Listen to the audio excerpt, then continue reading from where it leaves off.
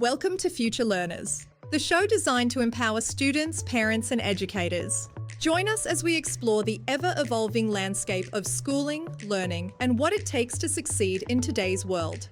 This episode is brought to you by Yuka Future Learning, Australia's largest online, full-time education provider for pre-K through 12 students seeking a flexible, relevant, and meaningful education. Visit yuka.edu.au today. Hello, my name is Brett Campbell. I am the Chairman and CEO of Yuka Future Learning. I am joined today by my lovely co-host and founder and head of education, Ellen Brown. How you doing, Ellen?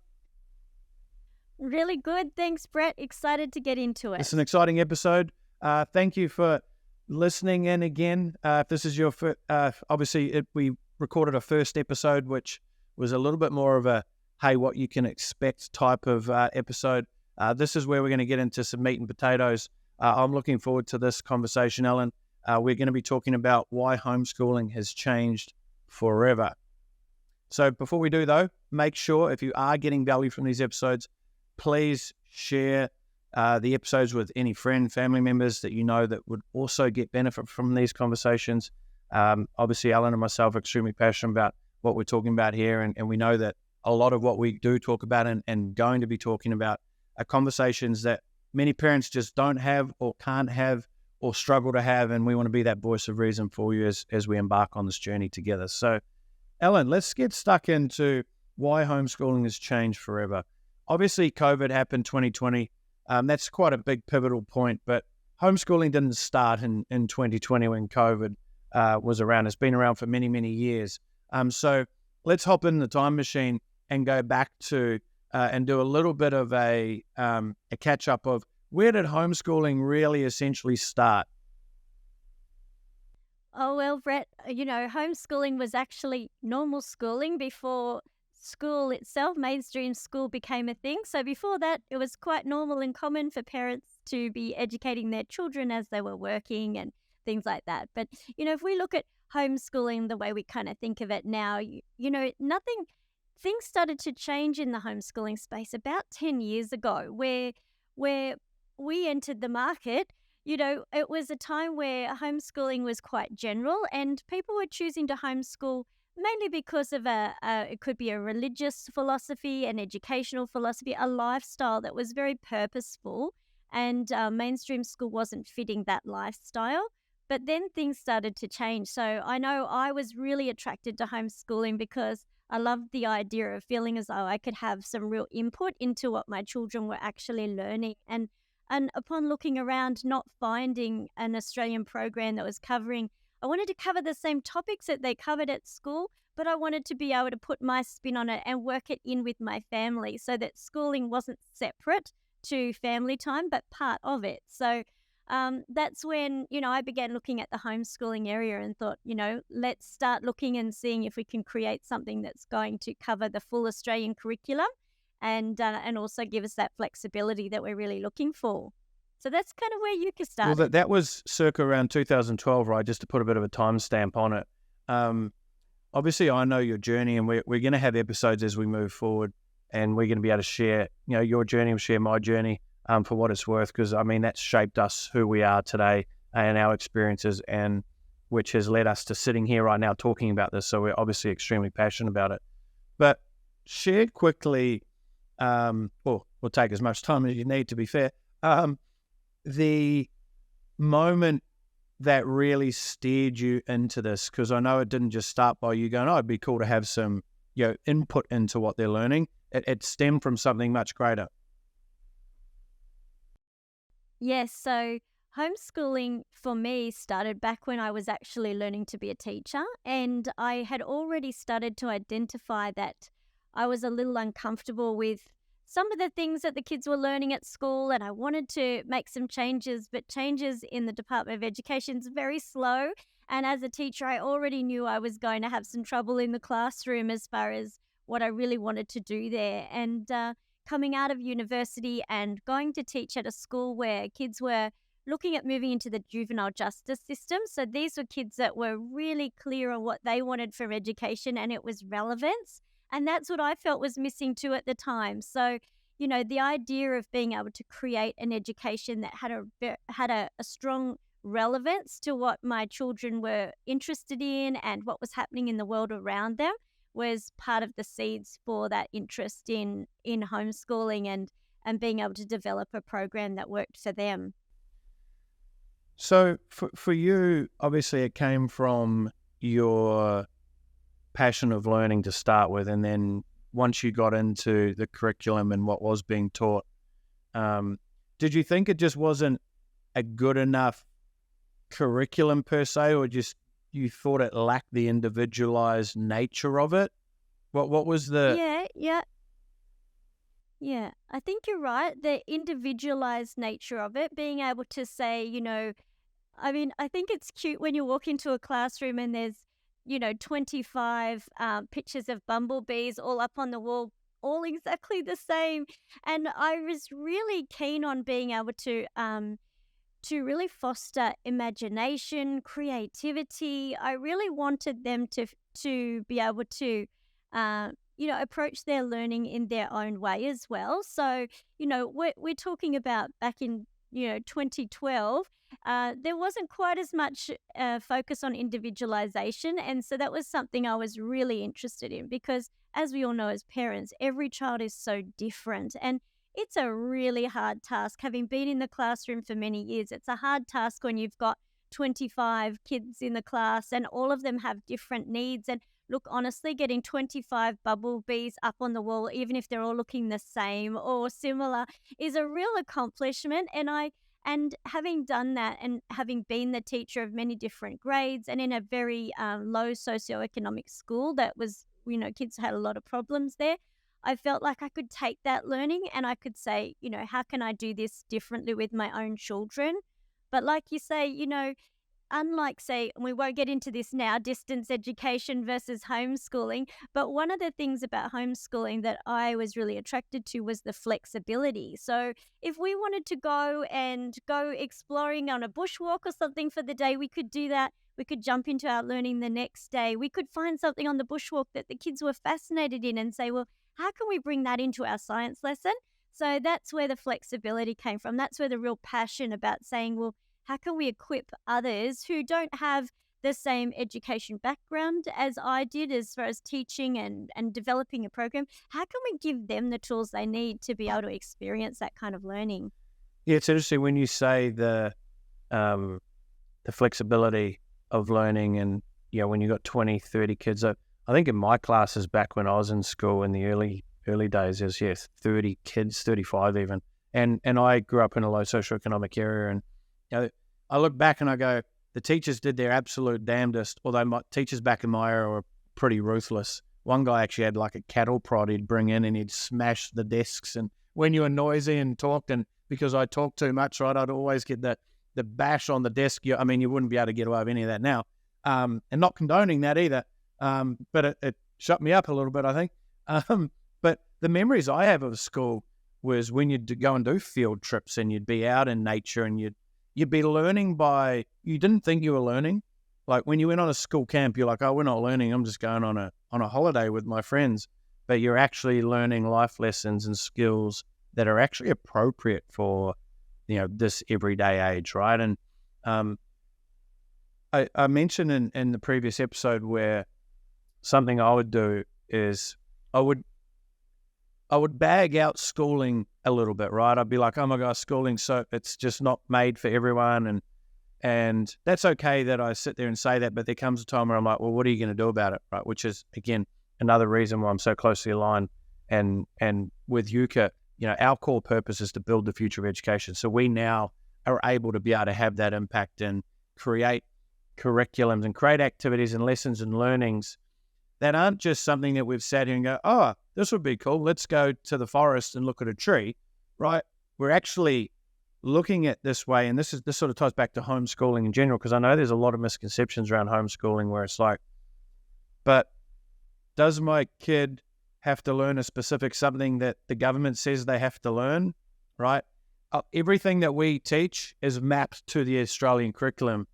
So UCA actually far exceeds the curriculum, because we don't just, tick the box of what they're saying we need to. We'll go above and beyond and go, how can we make this more interactive, or how can this be more exciting, or how can they actually learn ABC on top of that specific point? So if we look at the evolution of homeschooling, because my first introduction to it was, I would have been 19 years old, and I was an apprentice cabinet maker, and I'd walk home for lunch every day, and I'd see this family. There'd be like 7 children on the front lawn. I'm like, why aren't they at school? Like, what's going on? And then I realized, like, they're homeschooling. And I was like, oh my gosh, how are they going to have friends, right? Which is 99 point. I haven't met someone who I've shared with what we do with Yuka where they're like, but how do children socialize? And we're going to record episodes probably ad nauseum around that because there's so much topic of conversation around this. But if we continue along this journey of homeschooling, everyone's got their own path that they've been on. And what we have noticed, and I've especially noticed, was the probably biggest light that has been shone on, and we say the word homeschooling, but we call it future learning because we're building a new way, and we've got families schooling on the ski fields right now in Japan. We've got families schooling in a mini bus cruising around the country. We've got, so it's not necessarily homeschooling, right? But it has this connotation to it. That's why we're here embarking on building future learning. But if we look at the big spotlight that's been shown on, and that was COVID, right? We had met just prior to COVID, and I knew I had to be a part of Yuka and growing what we're growing here. And then all of a sudden, the world goes into lockdown. Kids aren't allowed at school. Everyone's got to wear masks. The world was going crazy.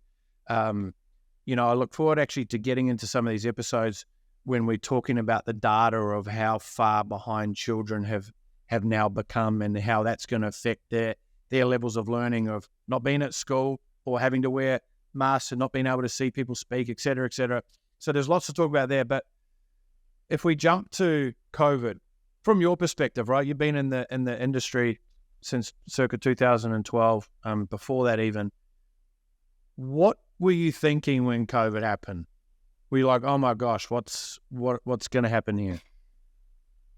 Look, obviously for families that were already with Yuka, nothing changed for them except it was a little bit easier because parents were at home, and a little bit harder too because our kids are always getting together with other kids that are doing their homeschooling lessons. They get together and do, science or art or drama and things like that. So obviously they were in lockdown like everyone else.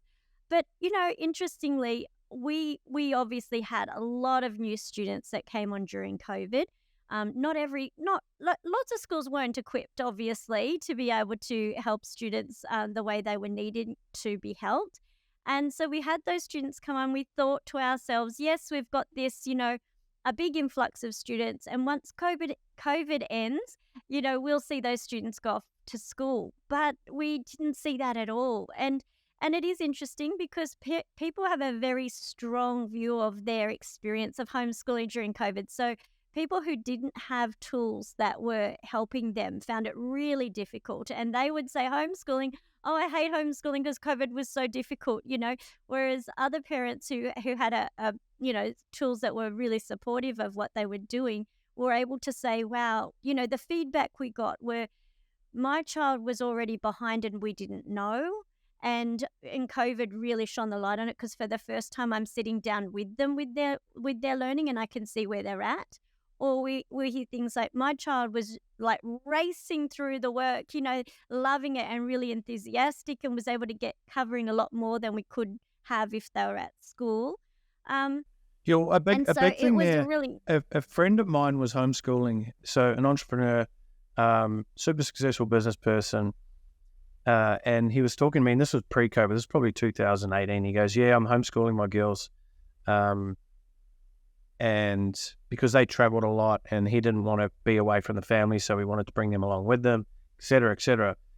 And he said to me, he goes, yeah, my daughter, she absolutely loves maths. And she got the entire year's curriculum and she finished it in 6 weeks. I was like, what? Like, can you do that? Again, naivety of not knowing what you can and can't do. And that's why another reason why I'm very excited about this show, because we are going to shine such a spotlight on what families and parents can actually do and the options that they do have available to them. But when I heard that, I was just taken aback a little bit, because I thought, wow, if you could do that in 6 weeks, imagine how far you could progress in a specific subject that you actually really enjoyed. Because when I was at school, and when we were at school, is you had this subject for not 50 minutes, then you go to the next class for 50 minutes, then you'd have lunch, and then you'd go to another class and another class. And I realized, and I look back and I go, there was 3 classes that I never wanted to end. There was woodwork. I loved woodwork. I could, and hence why I went on and become a cabinet maker and worked with timber and tools and so forth. But it was woodwork, PE, and lunch. I think I could have eaten all day and played all day on the footy field. But every other subject I did just because I felt like I had to do it, right? And now I understand that there are things that we need to learn and develop, and especially the younger our children are. Yes, they need to learn to read, to write, to think, right? But at what point do we go, do I really need to learn algebra? Do I really need to know Pythagoras' theorem? Like, at what stage should I? And it was almost this blanket set of knowledge that every single child in the country has to learn. And if you look at things and you step out 30,000 foot, you're like, well, that probably can't be the greatest way. Now, I know that when you got 30 kids in a class and you got 1,000 kids, 2,000 kids at a school, I mean, we're the largest, we're not technically a school, but by way of enrollments, we've got the largest cohort of students in the country. And we're seeing such a diverse way of learning and different ways to incorporate this. But when I say, go back to my point of my friend and his daughter was able to finish the maths in 6 weeks, that's a really big, distinct point to talk about here, because I don't think families really realize what homeschooling, or as we call future learning, really is. Like, the flexibility in which we have, right? Our kids don't spend 7 hours a day going through all of their subjects, right? The ideal, you could spend 90 minutes a day, 2 hours a day. Heck, you can spend 3 hours a day if you want. There might be a day where you don't want to go to school because you want to go to the museum, right? So the flexibility aspect, can you talk a little bit about the flexibility of homeschooling, and then later on in the episode, we'll be able to talk about and where we believe and where we're hoping to provide even more opportunity with that. Yeah, for sure. So, like you said, in a classroom of, 25, 30 students, the day is taken up with a lot of things that aren't learning at all. So sometimes parents say, well, how can you get a whole day's school learning done in two hours, But with recess and lunch and library and assembly and hands-on heads and passing out the scissors and bringing back sticky tape and all the things, that logistics of having that many children to get through an activity, having a couple of hours of real good learning time, and that's still in a group setting, not a one-on-one setting, you're doing pretty well if you can get that done in a day. And so when you're, homeschooling, there'll be some, like you said, Brett, look, we still have to cover the curriculum, but sometimes your child knows something and you'll be able to say, well, we know that, so we don't have to go through that today. We've already done it. We don't, when you're in school, the teacher will give you a sheet with 40 questions and they're all fractions. And if you're at home and you can do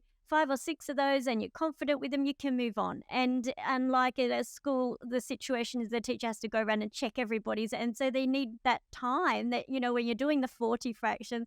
So the flexibility is around how long it takes, how much time you take on different subjects. If you've got a child who is not interested in the history that's going on, but you're actually thinking to yourself, we're going on a family trip, we'll probably go past, a gold mining museum, and I can see we're doing Gold Rush here. We can combine those things when it's more relevant and interesting to the child. Or if the child's really into something, like you were saying, I was talking to a parent the other day and their child's a real arty person, but has started to love science because of the practical element that we put into science. And this child was learning about the digestive system and had created a digestive system out of recycled materials. And it had taken all day. And that's okay that it had taken all day. Where, in a classroom environment, the bell rings and it's over, pack up. It doesn't matter how engrossed you are and you don't get to complete everything the way you'd like it to be. And so just that flexibility around allowing them to really flourish in areas that they really want to spend time in, and to access those areas that they don't particularly love very much, and ensure that they've been exposed to those and then move on. What do you And like you say to said, this? Because I know there'll be parents and people listening to this right now, and I'll play devil's advocate for a second, is, yeah, that's all right having these options and so forth. And yeah, you provide the curriculum, et cetera, and you know, how to utilize and go through it. But I'm not a teacher. I'm not a teacher. How am I supposed to get my child through this? well, this actually comes to exactly what the title of this particular podcast is. Like, how has home education or homeschooling changed? And this is probably the most fundamental change is that the program has been written by teachers for parents to be able to use, but it's written to the child. So all of a sudden, instead of saying, we'll tell the child what to do, like a teacher will have to tell the child, this program's written to the child so that they're empowered in their own learning and that they're active in making decisions about their timing on their day. And so parents can say, well, I know a teacher's written this already. I know it's structured in a way that my child's familiar with. It's got its weeks and days and terms. And then we can then make it flexible from there. And that's one of the big ones, being able to say, well, we're going to take a day off because once a week we're going to meet up with friends, or we're going to go to do sport, or we're going to go bushwalking, or we're not going to do the PE lessons because we are going bushwalking or bike riding. So I think the biggest thing is that now homeschooling can be supported by teachers without feeling as though you're a lone wolf, when you're homeschooling as a parent. Yeah, I always frame it when I'm speaking to people as, you don't need to be a teacher, you're a mentor, right? And as parents, we should be mentors to our children anyway, right? Instill the values in which we want them to be able to, take out into the world and so forth, and to be the type of person that they want to be and to help flourish that. And it comes down to, and I realized this when I actually went to university. So I went to university, I only lasted 1 year because I was like, this is the biggest waste of time ever for me. And I'll share more context in further episodes one day. But went to university for a year, got to the end, I was like, this is just a waste of time, and I left. And it was a waste of time because I would turn up to our lectures and my teacher, I'll go quote unquote teacher, and this is definitely nothing against teachers. I've got lots of friends who are teachers, and if anything, I think teachers need far more credit than what they're getting, I tell you that. But now that I've said that, it's more of my teacher would turn up and he would proceed to turn on the PowerPoint projector and he would read a presentation to us. He wouldn't add any extra context, nothing to it. I'm like, this is weird. And then I realized that they would upload the presentation to the university portal. I'm like, well, I don't even need to come to class. I'm just going to read this PowerPoint in 10 minutes, where it takes you an hour of my time to having it read to me, and then I'll get what I need and I can go through, right? So the way, and you don't necessarily, where I'm leading to with that is, you don't have to be an academically, oriented wizard to be able to help your child get through the learning that is required to meet the Australian curriculum.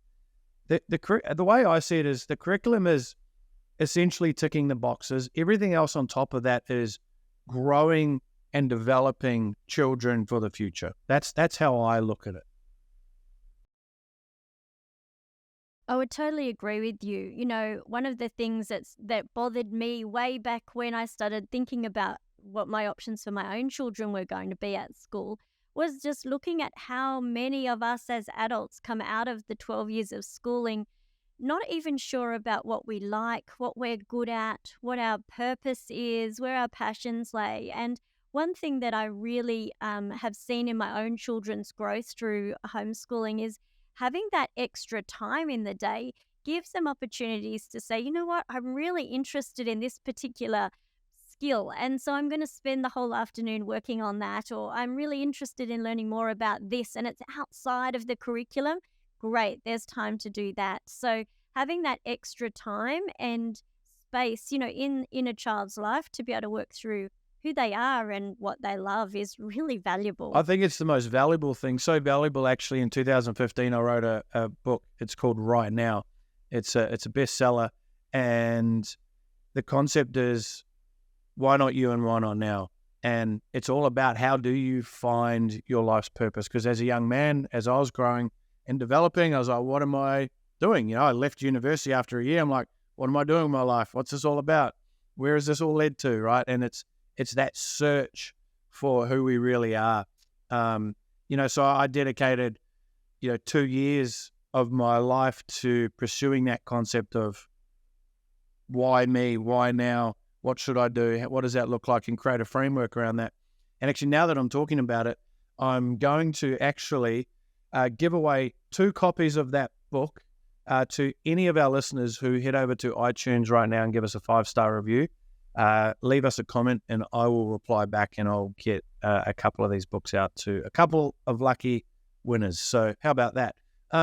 So something else as well that we talk about, you've mentioned the time freedom, which is obviously the most important currency that we have on this planet, to be fair, and options. One of the things I love about what we do as well, and what homeschooling provides, is options as to extra type of learning, meaning in our year 9, year 10, we have over 120 different electives for our students to be able to select on, right? You can't go to school and go and pick 120 different lessons to learn, because, your teacher can't teach, do 120 multiplied by 30, that many different algorithmic options, right? It's just too hard. So it's the options to be able to learn and try different things. This is the beautiful part about it, is, let's say, pick one of your favorite electives, Ellen. What would it be? And I know there's many. Look, I think a lot of the kids are really interested in photography. That's Okay. one that So let's say a lot of them are photography. interested in. Oh. So let's say you've got a passion for photography, or you think you do, right? And you're like, you know what, photography, I want to learn this. You embark on photography and you get into it, and you're like, you know what, actually, I don't really like photography. I like videography. Or, you know what, now that I've explored this a little bit, I actually don't like this. I'm going to go and explore something else, right? Too often, the way in which the world is designed, from my perspective, is that you commit to something, you stick at it. Right? That was my philosophy when I was an apprentice. So apprenticeships were 4 years. I knew from day one that this wasn't an apprenticeship I wanted to do. I stuck at it. My mum's best advice was, see it through, son, and I'm like, okay, I'll do this. Bless her. She was giving me the best advice that she could at the time. And to be fair, it's ended up being the best advice in proxy. But what that taught me was, when I went to university, I knew that university wasn't for me. So I was like, I've got to get out of here, right? I didn't want to learn the lesson twice.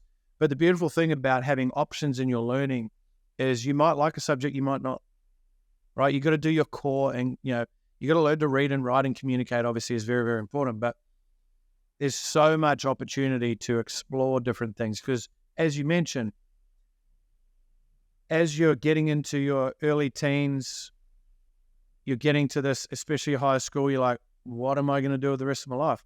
You don't need to know. You don't need to have that answer.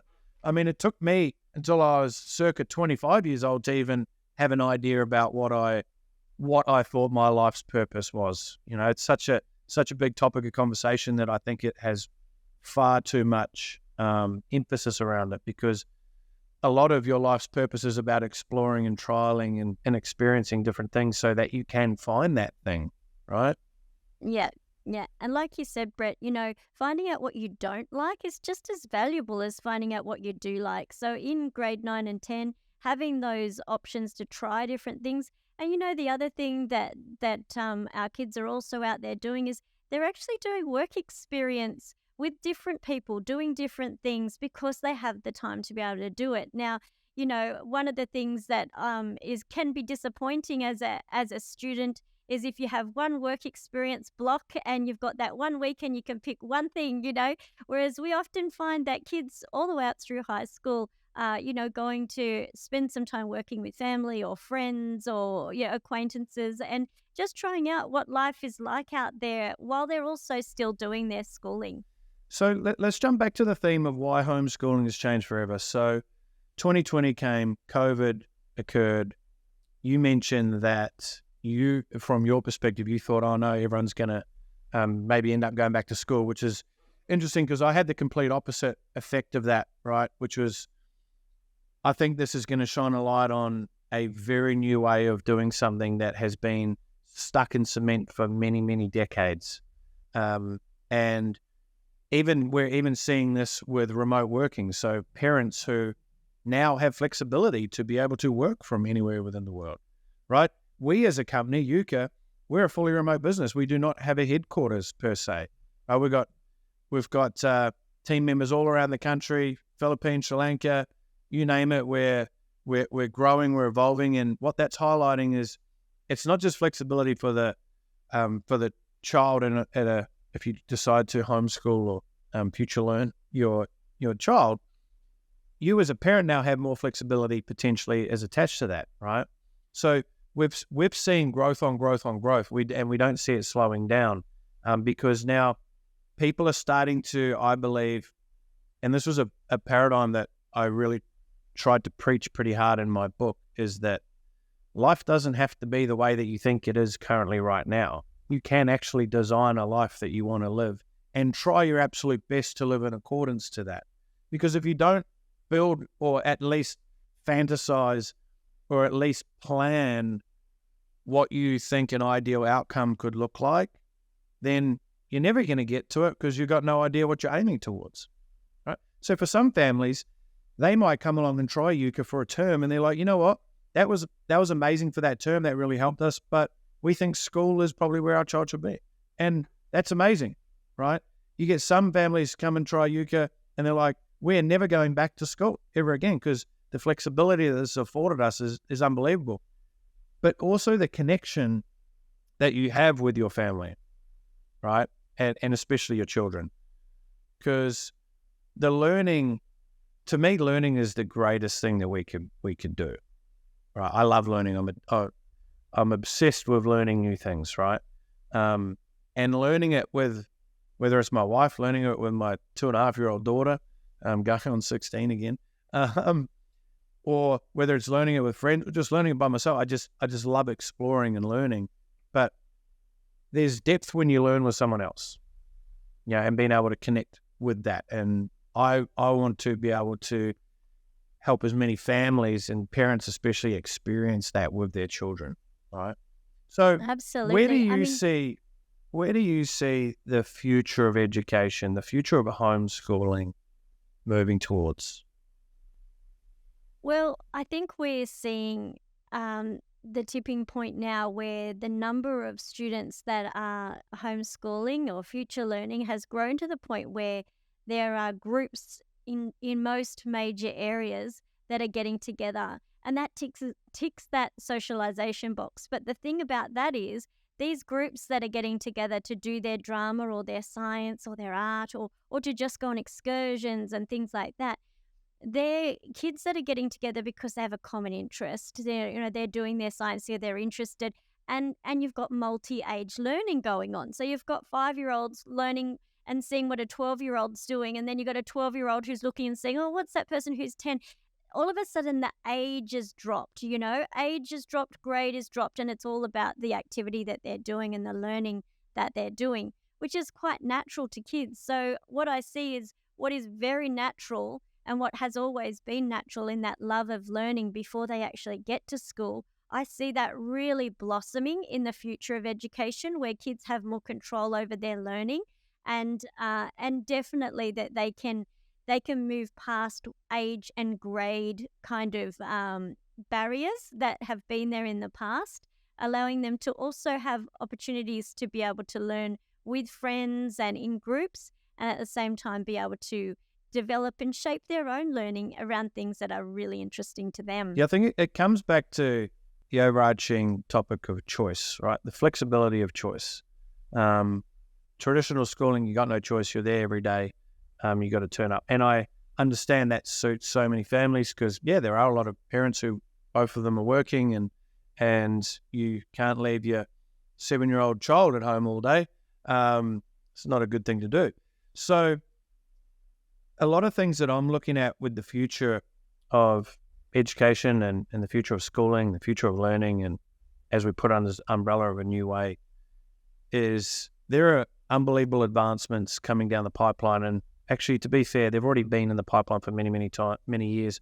They're just starting to get a lot more popularity around the introduction of artificial intelligence and what we're going to be able to do with that, and how that's going to be able to help enhance and increase every child on this planet's development and learning.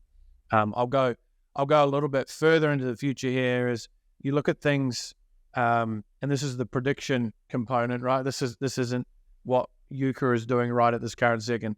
But I can literally see a world where if you see what's coming out of Tesla with their Tesla bots, and you look at AI, and you look at all the advancements with 3D printing, I could see every single person having their very own personal educator, whether it be a Tesla robot or it's something that pops in. If you've seen Mark Zuckerberg yesterday, he launched the Meta glasses with Ray-Ban, and you could be learning through your sunglasses. Like there's so much craziness coming down the pipeline, which is exciting because it creates opportunity, But so the future is very bright as it pertains to where education and more so if I'm looking at it selfishly as a parent now, I feel very, very empowered with how I'm able to help my child and children in the future to be able to grow and develop and get the education that they need based off what they desire and what they want,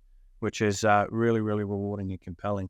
Ellen, is there anything else you want to add before we wrap this episode up as it relates to why homeschooling has changed forever? Look, if you were going to ask me that question, you just needed a sentence to say, I would say that it's now in the realm of possibility for any parent that chooses to homeschool to be able to provide their child with an excellent education, and that education will equip them to do anything that they choose to do outside of finishing school. So there's no barriers to entry into university. There's no barriers to entry into any kind of workforce. Homeschooling now has evolved to the point where, kids are getting an excellent education and often very mature in their learning by the time they're finishing high school. You dropped a couple of Easter eggs there that I'll just highlight, and then we'll leave them because we're going to talk about this in future episodes as well. When you said no barriers to university, and someone might be sitting there going, what? You can do the homeschooling program and then go to university? Well, with Yuka, we can. And we're really excited to be able to talk about and share that as well. Obviously, university won't be for everyone, but for those who aspire and they still don't want to be in the schooling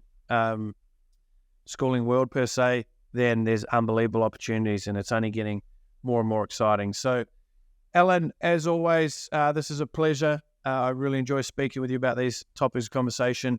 And for anyone listening, if you have gotten value from this episode, please, as always, head over to iTunes, Spotify, YouTube, wherever you're consuming this.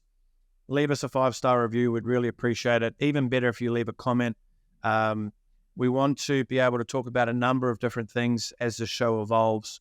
Your feedback is always welcome.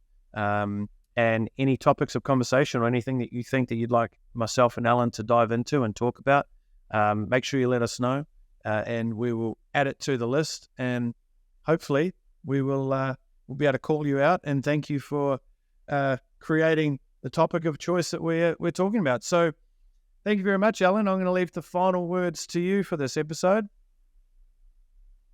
Okay.